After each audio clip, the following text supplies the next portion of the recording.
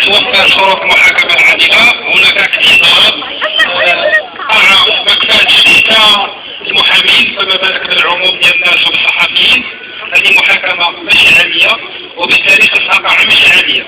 الإجراءات اللي كتتم حاليا على مستوى وزارة العدل والرئاسة الأولى ديال المحكمة ديال الصناف ديال الدار البيضاء ورئيس المحكمة الابتدائية هو أنه يجري التنسيق للبحث على قاعة بديلة لقاعة 8. الاحتمال اللي كاين هو إما أنها تنقل لقاعة واحدة في المحكمة ديال طنطا أو القاعة 8 في المحكمة ديال كوماناس، المحكمة ديال الاستئناف الجمعية، لأن هذه القاعة 8 اللي كاينة في عين سباع ضيقة بزاف، ممكن تكون ملفات عادية. هذا ملف غير عادي في العدد ديال المحامين اللي كينوبوا فيه، غير عادي مع المتتبعين، فبالتالي المحكمة بادئة على أن التعصيب مستحيل على أن تسمع كل شيء.